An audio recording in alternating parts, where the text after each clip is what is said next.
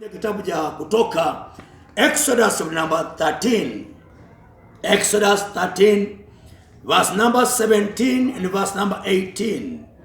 Kutoka mlango wa 13 mstari wake wa 17 na mstari wa 18. Tunasoma kwa jina la Yesu. Shakatalarabu. Then it came to pass, listen to this, then it came to pass, whatever came in your life, it did not come to stay. It came to pass.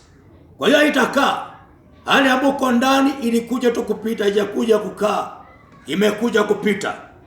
Listen to this.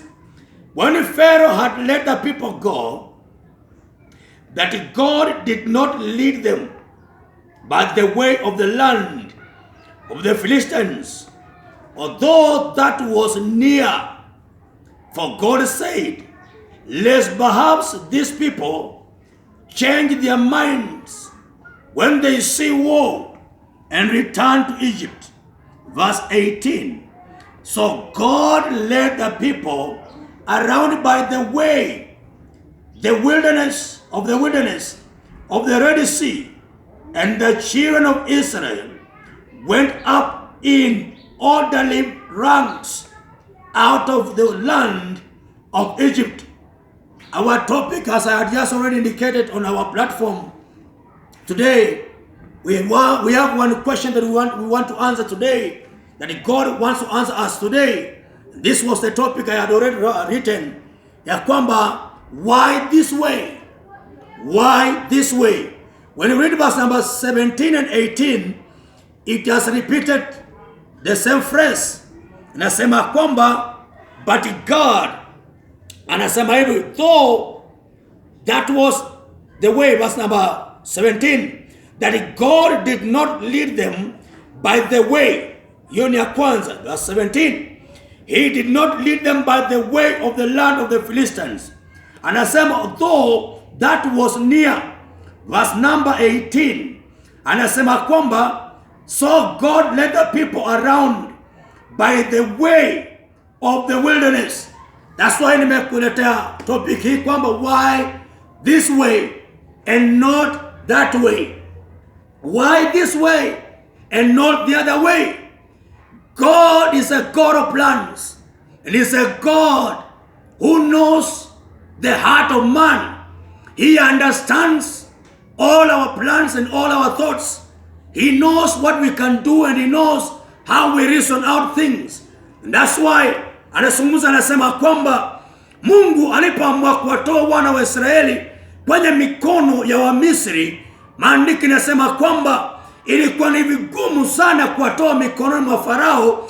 But verse number 17 nasema kwamba, then it came to pass, nini ambayo ilikuja kutimia, that Pharaoh got tired. Pharaoh alikuja akachoka na akasema let them go, akawaruhusu.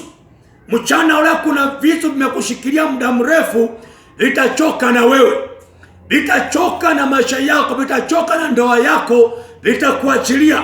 Anasema kwamba, then it came to pass that Pharaoh decided to let them go. Adui zetu wataamua kutuachilia. Hata kama wamekaa na sisi, wametukwamilia muda mrefu, wameturoga muda mrefu, wametupinga muda mrefu, time inakuja kwamba we will not die in their hands, they will let us go. And the Bible says when Pharaoh let them to go, wana wa Israeli walikuwa na njia moja ambayo walijua kwamba Mungu atawapitisha kwa hiyo njia. That's why nakuongelesha kwamba, why this way? Why this way? Wana wa Israeli walijua kwamba kutoka Misri kwenda Kanani ilikuwa ni mahali karibu sana. Maandiko yanasema kwamba ilikuwa ni mahali pa siku chache ambao wangetembea kwa muda mfupi na wao wamefika Kanani. Lakini Mungu hakuruhusu wapitie that way. God did not allow them to go through that way. That's why I'm speaking to you. Why this way? Mungu hakuruhusu waende njia ambayo walijua. Did you know that God is a God of plans, ambazo lazima afanye mambo yake kutokana na mpango wake mwenyewe? Mungu akiamua kukutoa kwa njia, anataka wewe usahau njia yako. Kuna njia ambayo tumeizoea. Kuna njia ambayo tuko na ukawaida nayo. Tuna njia ambayo tunaijua. Mungu hawezi akatenda mambo katika njia ambayo unaijua. Mungu hawezi akakuinua kupitia njia ambayo unaijua. Mungu hata kubariki kutokana na njia ambayo unaielewa. Mungu aliamua kuwatoa wana wa Israeli na akaamua kuwapitisha njia refu. Wewe umezoea mambo ya shortcut. Kuna watu wamezoea njia ambazo wanazijua, njia ambazo wanasiona kwa macho zao kila siku. Mungu hatatenda mambo jinsi unavyotaka. Mungu hatatenda mambo kulingana na akili zako na masomo yako na kuelewa kwako. Mungu atafanya mambo jinsi anavyojua. Alijua kwamba maandiko yanasema kwamba angeliwapitisha njia ile ambayo wanajua, wangelisahau matendo yake, wangeliona vita na warudi kule Misri. Akaamua kuwapitisha njia refu sana ili wafike pasipo kurudi nyuma. Did you know why God decided to use a long way in your life?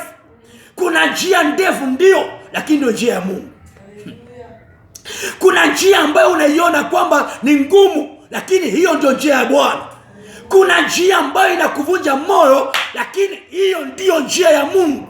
Kuna njia ambayo ulitaka Bwana akubariki nayo, Mungu hata kubariki na njia ambayo unaijua. Kuna njia unataka Mungu akuinua nayo, Mungu hata kuinua kwa hiyo njia unaijua. Kuna watu wanajua njia ya kubarikiwa lazima wawe na kazi. Mungu hata kubariki njia ambayo unaielewa. Ninajua una biashara. Unasema kwamba kama ningekuwa na biashara, ningeliinuliwa kiwango ya biashara. Wengine wanasema kama ningesoma, Mungu pengine angeniinua katika kiwango ya kimasomo, nipate kazi kulingana na masomo yangu. Listen to me this afternoon. God will never give you a job according to your own knowledge.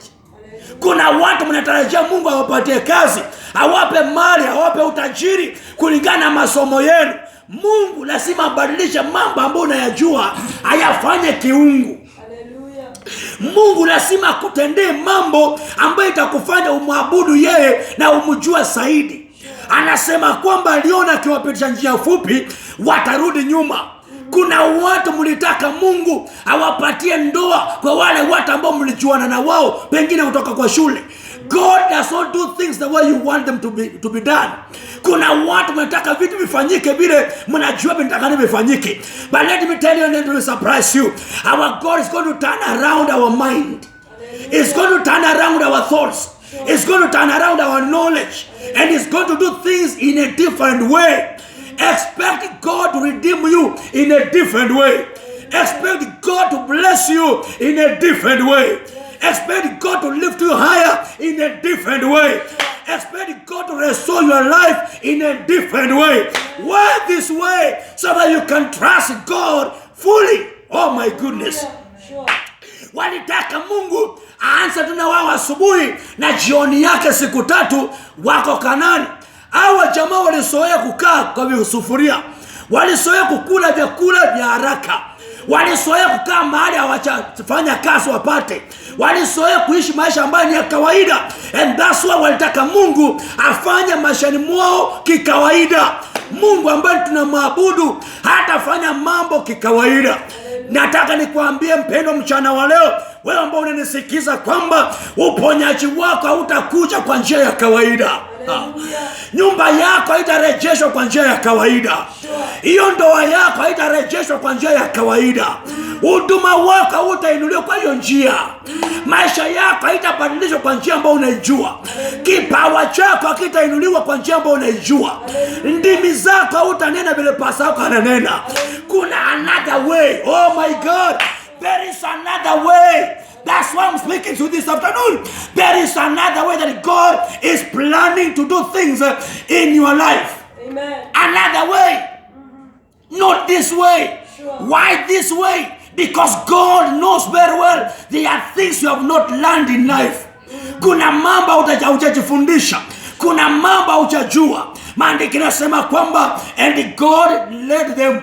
Mungu akaongoza. Ninakuombea mchana wa leo, Mungu aanze kukuongoza Waambie Baba, niongoza kwa njia nyingine, niinue kwa njia nyingine, nielekeze kwa njia nyingine, unibariki kwa njia nyingine, uniinulie kiwango kingine kwa njia nyingine. Baba, unipe kibali kwa njia nyingine, unipe pesa kwa njia nyingine.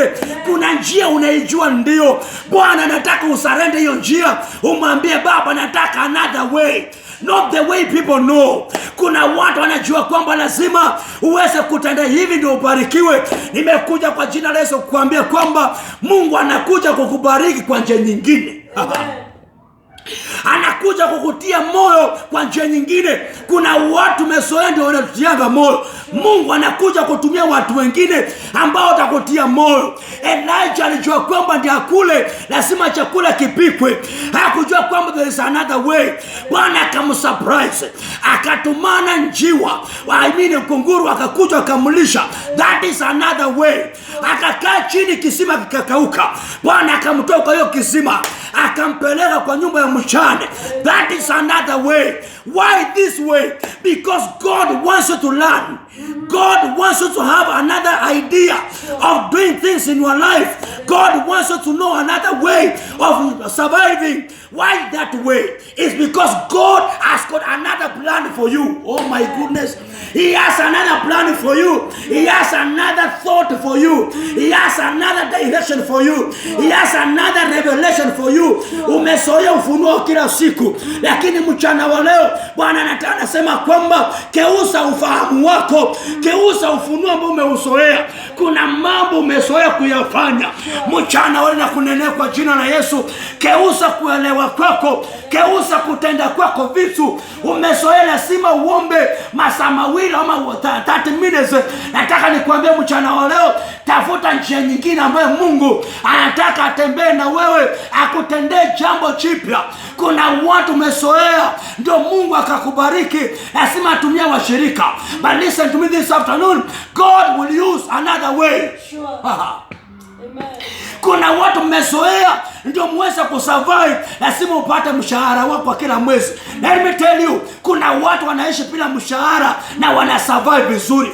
Kuna watu hawajaajiriwa kazi na wanakula, wanakunywa na wanaishi. There is another way that God can use even to lift up his own people. Wana wa Israeli walijua kwamba Mungu ndiye atupeleka nani, atapitia njia hii, na wakajua hiyo ndio njia rahisi. Nataka nikutabiria mchana wa leo, nikwambie kwamba Mungu ambaye tunamwabudu anataka kutumia njia nyingine ya kukufikisha kwa hatima yako.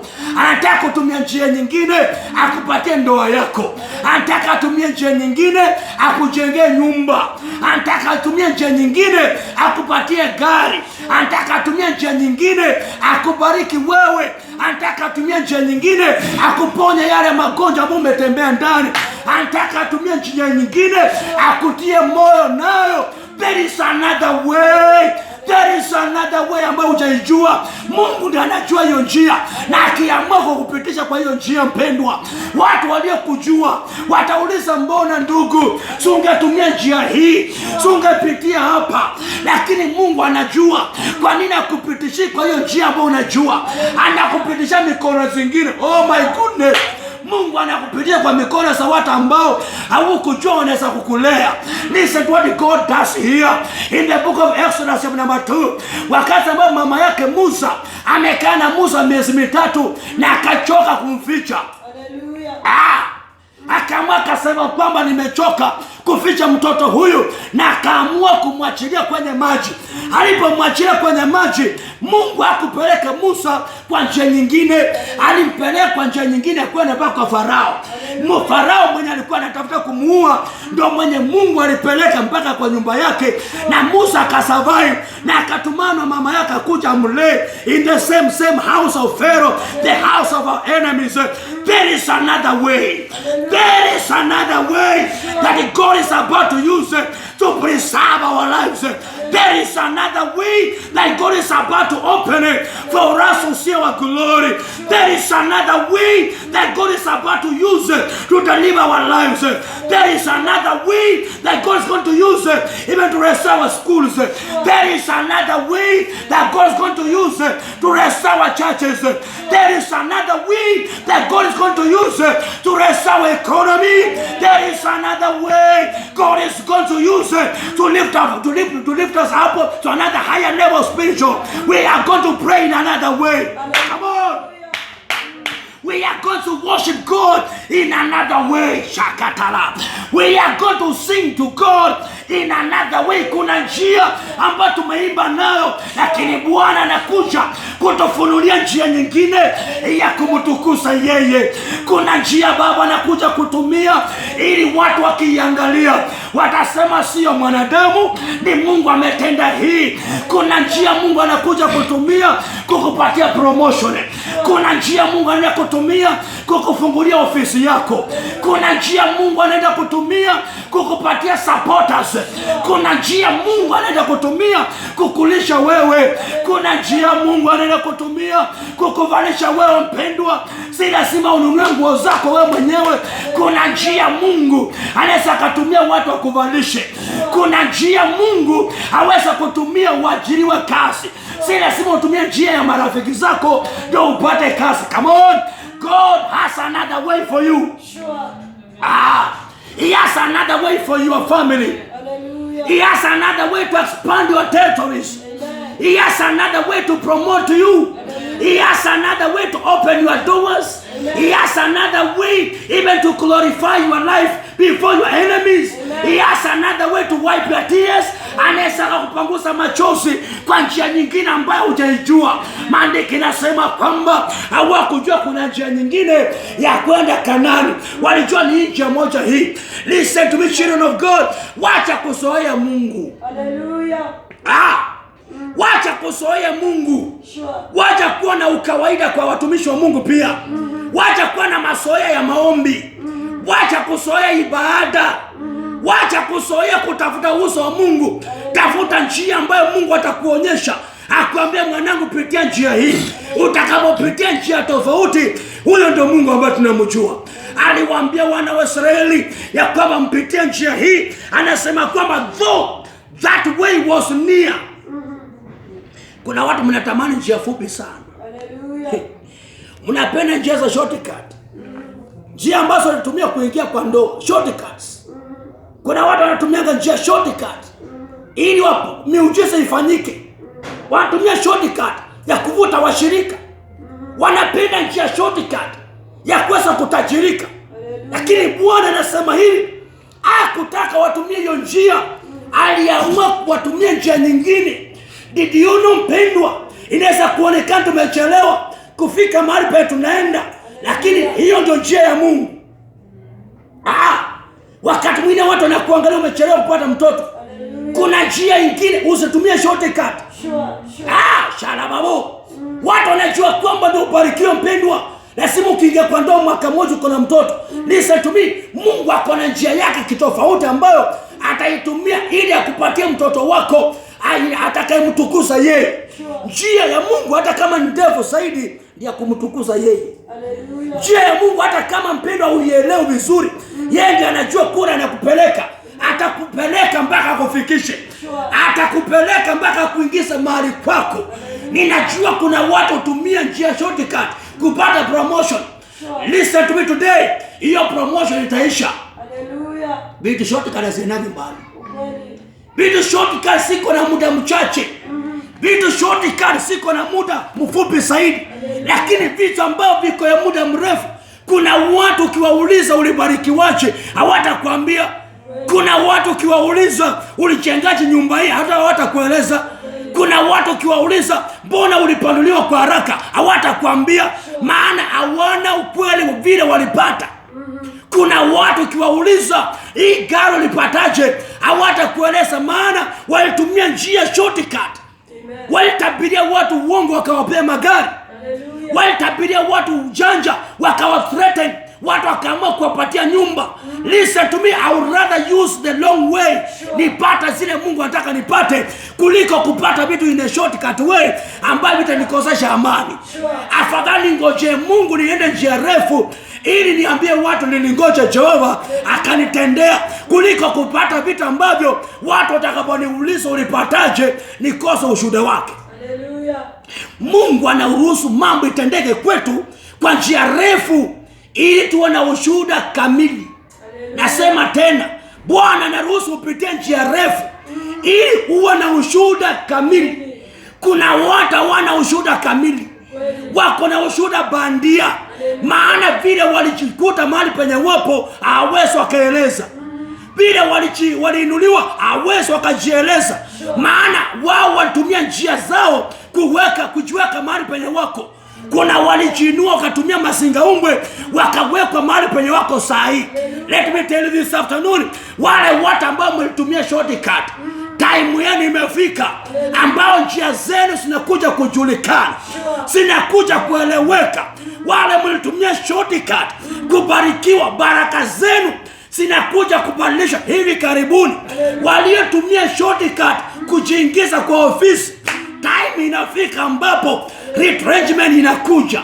Waliotumia shortcut kuingia kwa baraka zao, baraka za shortcut zinakuja kuisha. Mungu kama hakuhusika, zinakuja kumalizika hivi karibuni. Come on. Wengine mlitumia njia ya ujanja, wengine wakatumia njia ya uongo kukonganisha wengine ili wapate urafiki na wengine. Walitumia njia shortcut ili wajiunganisha na wenzao na marafiki. Listen to me, njia shortcut zinakuja kutingizwa, zinakuja kutingizwa, zinakuja kubadilishwa. Njia shortcut ambayo ulitumia uongo ndio upate wanze kanisa. Listen to me, ulivunja kanisa ya wengine ndio upate kanisa lako. Hizo ni njia shortcut. Ulitumia ujanja ndio washirika wakufuate. Hizo ni njia shortcut.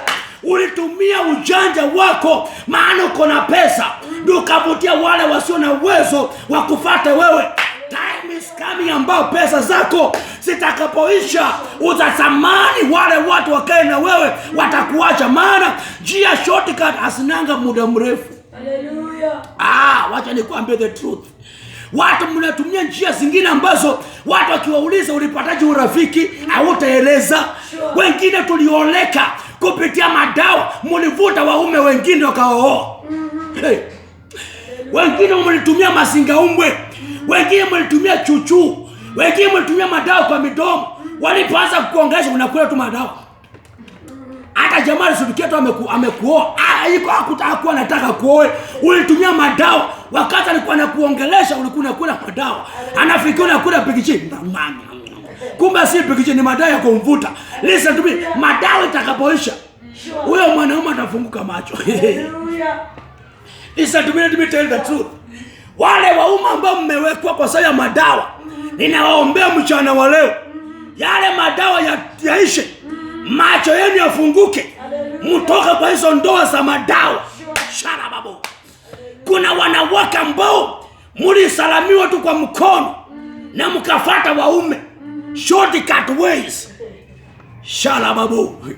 Yaani mtu alikusalamia tu, hata amjuani, amchaongea sana, ukaamua tukamuuliza unakaanga wapi na unaishi wapi, ukamfuata kwa haraka maana alitumia njia zingine.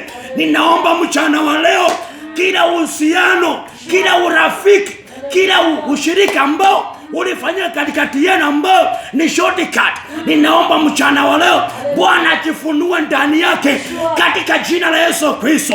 Wengine mlioleka kwa watu maana wako na mali. Maana anafanya kazi Nairobi, wewe unakaa Ushago, ukamfuata maana alikuja Ushago akiwa na gari ya mdosi, anaendesha gari ya mdosi, akakudanganya hii ni gari langu. Ukamfuata sababu ya gari, baadaye tunaanza kujua ukweli kwamba gari halikuwa lake. Listen to me this afternoon, how I pray for you today, ya kwamba Mungu wa Israeli afungue macho zetu tuanze kuona kwamba hii njia haikuwa njia ya Mungu. Hii njia haikuwa njia ya Bwana. Hii njia haikuwa njia ya kutoka mbinguni, ilikuwa ni njia yetu sisi wenyewe. Maandiko nasema kuna njia ionekanayo machoni pa mwanadamu kuwa ni njia sawa, lakini mwisho wake ni mauti. Kuna watu tunatumia njia ambazo ni za mkato, njia ambazo watu waweza wakafuata wapate njia kamili. Mchana ule na ninaomba kwamba Bwana wa Israeli atusaidie kuelewa njia yake ambayo ni amani, njia yake ambayo ni ya baraka, njia ambayo ni ya kibali. Anaweza kuwa amekawia, anaweza kuwa ametumia njia ambayo hujazoea, lakini wacha nikwambie mpendwa, hiyo ndio njia ya kukupeleka katika hatima yako. Inaweza kuwa hujaipenda, lakini ndio njia ya kukuinua. Inaweza kuwa ni njia ya kukushusha moyo, lakini mwisho wake, na kutangazia mwisho wake, ni ya kukupeleka kwa ahadi za Jehova. Anasema alijua akiwapitisha kwa njia ya karibu watarudi nyuma. Mpendwa, shalababoseria, kuna njia mbili, ya kutufikisha na ya kuturudisha. Kuna ya kutufikisha na ya kuturudisha sisi. Kuna watu mnarudi mahali mlitoka kwa sababu mlitaka njia fupi.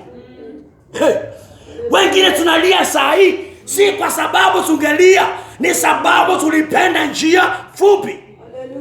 Wengine tunaomboleza leo si kwa sababu tulitengenezewa njia ya kuomboleza, ni sababu tulipenda njia fupi.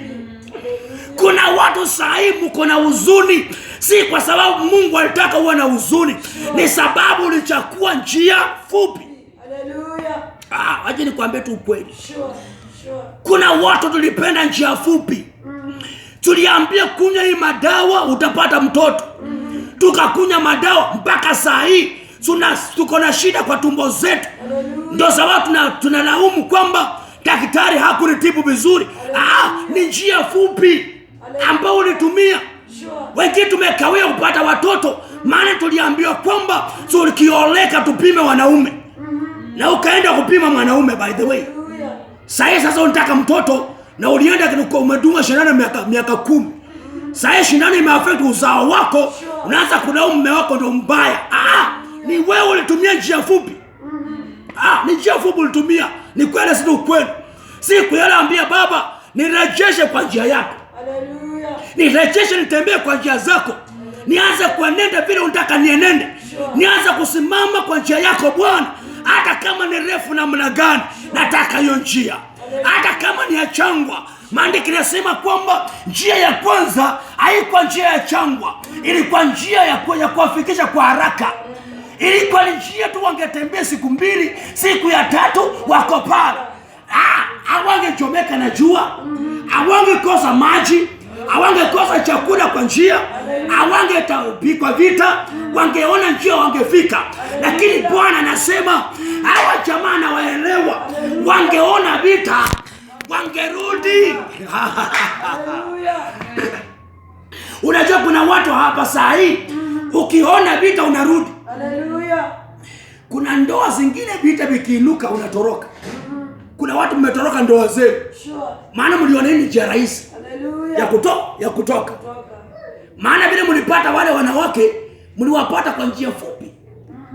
Hamu kwenda process. Haleluya. Maana kile kitu ambacho ulikaramia hauwezi ukakitupa hivi. Ulitumia njia rahisi ili upate yule mwanamke. Ulipompata mpendwa, sasa hata ukiambia kumwacha utamwacha, maana unaona njia kurudi kule kukua kijana ni rahisi. Unaona kurudi kwa single ni rahisi. Haleluya. Unaona wewe mpendwa kukaa peke yako unaonanga ni rahisi. Wengine mnaonanga tu kwamba mimi nikikaa tu ni hubiri hivyo kama Paulo ni rahisi. Si rahisi mpendwa. Kuna njia umekataa. Haleluya. Kuna njia uipendi. Kuna njia hutaki kuifuata. Haleluya. Kuna njia hutaki kusikia njia yake. Kuna njia umeizoea. Haleluya. Si mara ya kwanza. Hebu nikuuliza leo hii, pengine hata mke mwenye umewacha saa hii si wa kwanza wewe kuacha. Wewe ndio uliwacha girlfriend shuleni. Unajua kuna watu mlipenda, mnashika msichana huyu, mnawacha, unashika unawacha. Sasa hiyo tabia inakufuata mpaka saa hii kwa ndoa. Shekerabo. Listen to me this afternoon. Bwana anataka uelewe kuna njia nyingine ambayo unaweza kusamea mtu. Amekutendea mabaya ndio, lakini kuna jinsi unaweza kumsamea. Ni kweli amekuasi, lakini kuna njia nyingine kumrejesha. Ni kweli akupendi, lakini kuna njia ya kumpenda pia. Ni kweli hana haja na wewe, lakini kuna njia ambayo unaweza tumia mpaka akakubali kana wewe. God use another way. God use another way. He can use another way to restore your family. He can allow God to use another way in your life. Come on. Allow God to use another way to promote you. Wewe mwanadada, si lazima ukuwe rafiki wa mdosi ndio akupatie mshahara zaidi. God can still use another way kupata mshahara zaidi. Hallelujah. Wewe house girl, si lazima ukiingia kwa hiyo nyumba upendeze mume wa hiyo nyumba. Atuende na ndio upate mshahara double. God can still use another way ya kupatia double salary. God can still use another way. Si lazima utumie madawa kuinua biashara yako. God can still use another way kuinua biashara zako. Si lazima mpendo ujipake madawa ya kuvuta watu kwako. God can still use another way. Si lazima udanganye watu ndio Bwana kaezi watu wakufuate wewe. Si lazima upika watu miereka chini kama una upako wa watu kuanguka. Ngojea Jehova atakupatia upako. Kama Mungu atakupatia miujiza, wacha kutanganya watu na miujiza bandia ambayo haina miaka mingi. Ngojea Jehova akupatie upako wa miujiza. Come on. Si lazima utumie lugha tofauti ya kutoa watu kwa makanisa zingine kuja kwako. God can use another way. Alete watu kwa hiyo kanisa lako. Come on, wait for another way of God. Hata wakikutoroka, God will still use another way ya kuleta watu kwako. Hata wakikusengenya, God will still use another way ya kuvuta watu kwako. Si lazima ujitetee. Mungu anaweza tumia njia nyingine ya kukutetea wewe. Si lazima ujifunike aibu.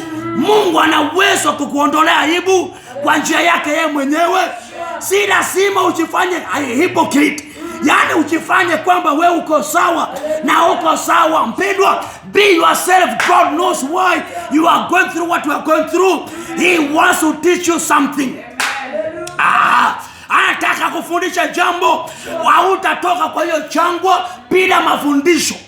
Hautatoka kwa hiyo jangwa bila kuelewa njia za Mungu. Anajua kwa nini anakupitisha njia hiyo. Mama, uliza Bwana, mbona Jehova umetaka nipitie njia hii? Atakuongelesha, atakusungumzia. Waisraeli waliuliza kupitia Musa. Mungu akamwambia Musa, hii njia mnaijua, lakini kulingana vile najua watu hawa watakapoona vita, watakapoona shida, mawazo yao ni kupita hii njia ili kikiumana warudi kule wametoka. Kuna watu utafuta sababu ndio warudi mahali penye walitoka. Sure. Kuna watu wanangojea mkosane tu warudi mahali penye walitoka. Hallelujah. Wanangojea tu pasa waanze kuitisha pesa za rent warudi kule walitoka. Hallelujah. Kuna watu wanangojeanga tu waanze kusema tunataka tununue plot ya kanisa ili warudi kule walitoka. Hallelujah.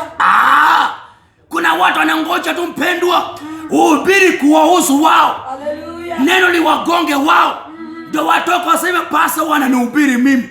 Hebu nikuulize, tusipohubiri kwako unataka tuhubiri kwa miti? Haleluya. Unataka tuhubirie miti? Tusipohubiri kwako wewe unataka tuhubirie miti? Hii injili ilikujia watu, haikujia wanyama. Ilikujia wanadamu. Wewe tutumie hiyo njia ambayo Mungu ametupatia. Kama hiyo ndio njia ya kurejesha, kubali kurejea. Kama hiyo ndio njia ya kukubariki mpendwa, kubali kubarikiwa kupitia maandiko. Kama hii ndio njia ya kukuinua, tumia maandiko ikuinue. Kama hii ndio njia ya kufungua milango zako, tumia hii njia ikufungulie milango zako. Kama hii ndio inaweza kuleta msamaha, tumia Biblia kuleta msamaha. Kama hii ndio inaweza kuunganisha na watu ambao mliwachana nao, tumia hii maandiko kukurejesha. There is another way. Why is it that God is speaking to you this afternoon about why not this way? Ni sababu Mungu hataki hiyo njia umejua. Hallelujah. Why this way? Mungu hataki atumie njia ambayo watu wanakuongelesha nayo. Why this way? It's because that is not the way of God. Come on. Why this way? God does not work according to the ways of men. Mawazo ya Mungu na njia za Mungu ni tofauti na mawazo zetu na hata kujua kwetu. That's why anasema kwamba that he wants to use another way. Akapitia njia nyingine awafikishe kwa hatima yao. Atumie njia nyingine ili apanue mipaka zao. I can see God using another way. I can see God using another way ya kusomesha watoto wako. Hii njia inaweza kuwa imefunga, but God is going to use another way ya kupanua mipaka zako. Mungu anakuja kutumia njia nyingine ya kukupatia kazi dada. Mungu anaenda kutumia njia nyingine ya kuponya mifupa zako, ya kukuponya kansa. Anakuja kutumia njia nyingine hata ya kukupatia kibali kwa nyumba. Anakuja kutumia njia nyingine ya kukupatia ndoa yako. Anakuja kupitia njia nyingine ya kukupatia harusi yako. Si lazima upitie njia ambayo watu wengine walipitia. Wewe njia yako ni tofauti ya kukuingiza kwa nyumba yako. Ngojea Jehova akuonyesha njia nyingine ambayo itakupatia utulivu wa moyo.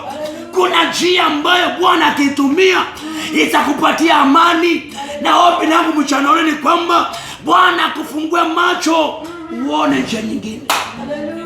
Jehova God, akufungue macho yako. Umeshatoka mikononi mwa Farao, usirudi kwa hizo mikono tena. Umeshatoka njia ya magonjwa, usirudi kwa ile magonjwa tena. Bwana anataka akikutoa amekutoa. Akikuinua ameshakuinua. Akikubariki ameshakubariki. Akikupa kibali ameshakupa kibali. Maana hiyo ndio njia yake. Hiyo ndio njia ambayo inamtukuza yeye. Hiyo ndio njia ambayo inamuinua yeye. Look at God. He has another way for you. He has another way ya kutuliza moyo wako. Si lazima upikane. There is another way God can give you peace. Si lazima revenge. God has got another way to fight for you. Si lazima ulipishe kisasi ndugu. Eti kio mtu alikukosea, lazima utumie njia nyingine ya anga. You have bitterness in your heart. Unaenda kufungua huduma sababu ya uchungu. Unaanza kuanza ushirika maana uko na hasira. Unataka kulipisha mwingine na asikie kweli. Wewe ndio uko na mwito. Listen to me. Ngojea Baba ako na njia nyingine ya kutuliza moyo wako. Ako na njia nyingine ya kukufariji. Ako na njia nyingine ya kupatia utulivu wa moyo. Ako na njia nyingine ya kukuhifadhi ndugu. Ako na njia nyingine ya kukutetea. Si lazima uongane pesa ndio upate kesi yako ipite. Bwana ako na njia nyingine ya kupatia ushindi wa kesi yako. Si lazima uonge advocate. Si lazima uonge lawyer. Mungu ako na njia nyingine ya kurejesha shamba lenu. Ako na njia nyingine ya kuinua maisha yenu. Anasema kwamba hakuwatupitisha njia ambayo walijua. Ombi langu mchana leo ni kwamba Baba, tufunulie njia nyingine. Tembea nasi Baba kwa njia nyingine. Tuongoze kwa njia nyingine. Tubariki kwa njia nyingine. Njia ambayo tulijua ina kubarikiwa sio njia yako. Baba, tuinulie kwa njia nyingine.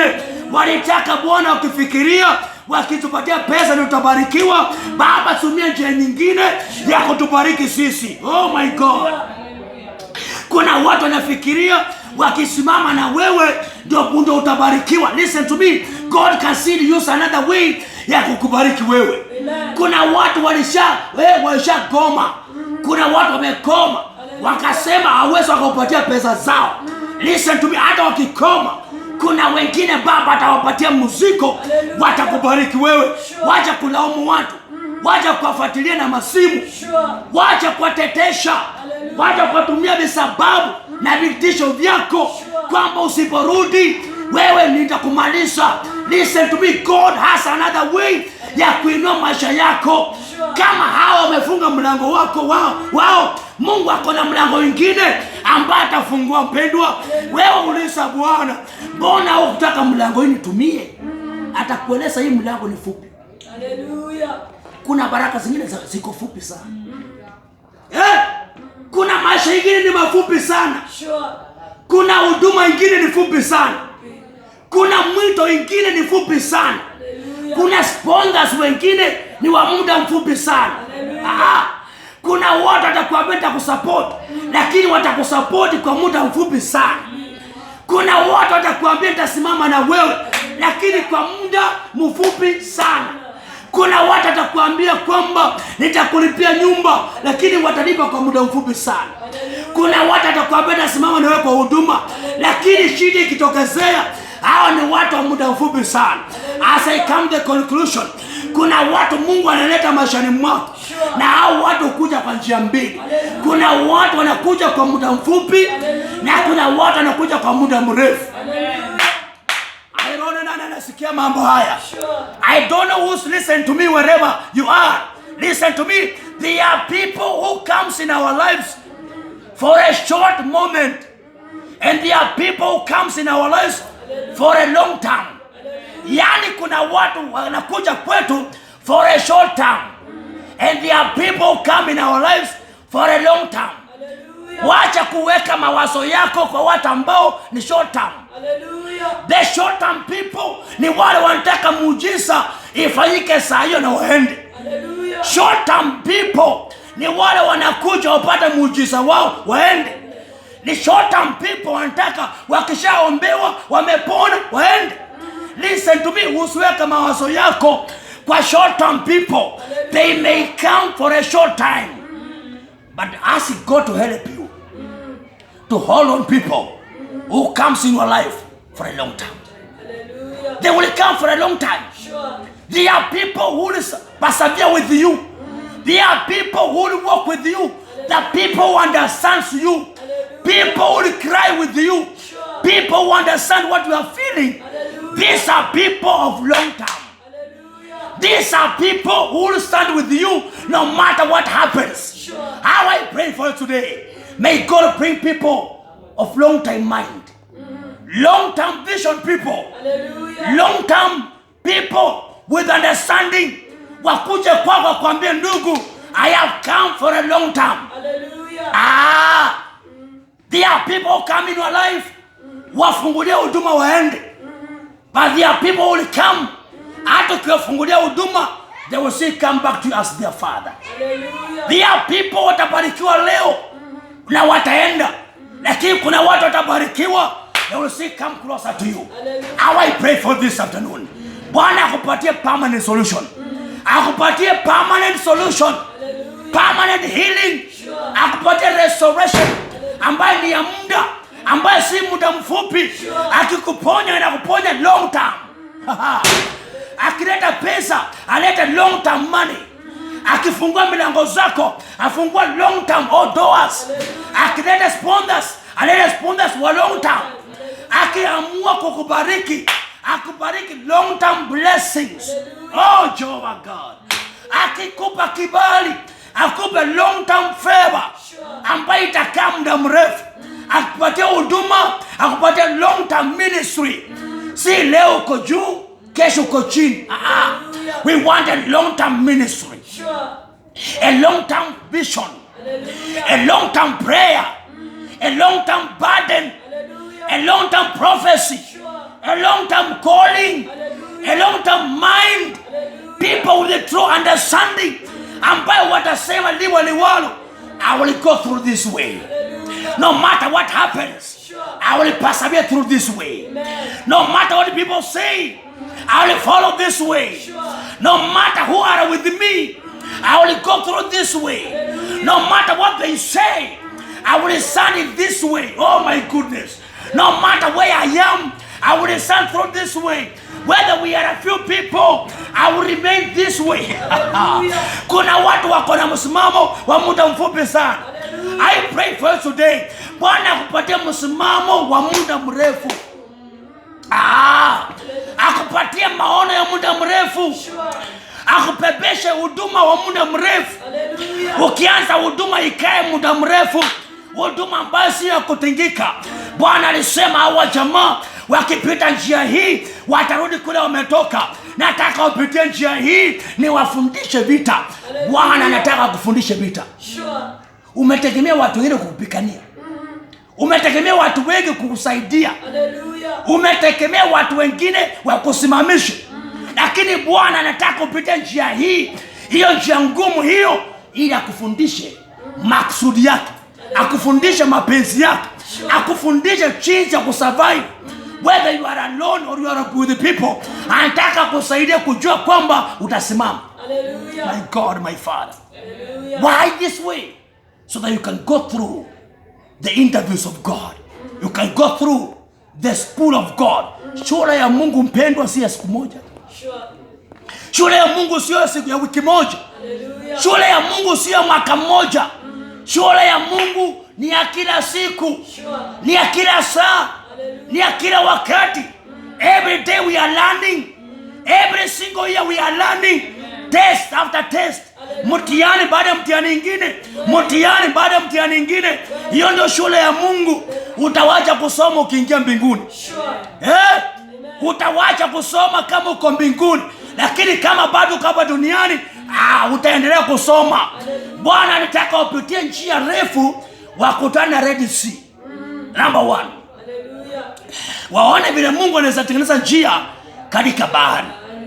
Number 2, anataka upitie njia refu ili wakose chakula wakule mana. Hallelujah. Listen to me. Mana ilikuwa chakula ambayo hawajawahi kula. Bwana anataka upitie njia refu uone mambo, uexperience vitu ambavyo haujawahi vijua maishani. Number 3 or number 4, anataka upitie njia refu ili waone mwamba ambao unaweza toa maji. That's number 3. Waliona mwamba ambaye katika jangwa Musa akainua fimbo juu ya yule mwamba ukatoa maji katikati ya jangwa. Hiyo ndio Mungu anataka tuelewe. Atupitisha njia refu uone miujiza ya Bwana ikitendeka. Ujue Mungu anayeweza kutoa maji katika jangwa. Learn to go through another way that God's providing for you, so that you can learn Him deeper and deeper and deeper. The Bible tells us, the book of John chapter number 1, kwamba wakati Mungu anatumana Yesu, anasaliwa katika mji mdogo sana ambao hawakutaka mtu asaliwe. Hapo ndipo Bwana aliwachilia Yesu akasaliwa. That is another way. Hallelujah.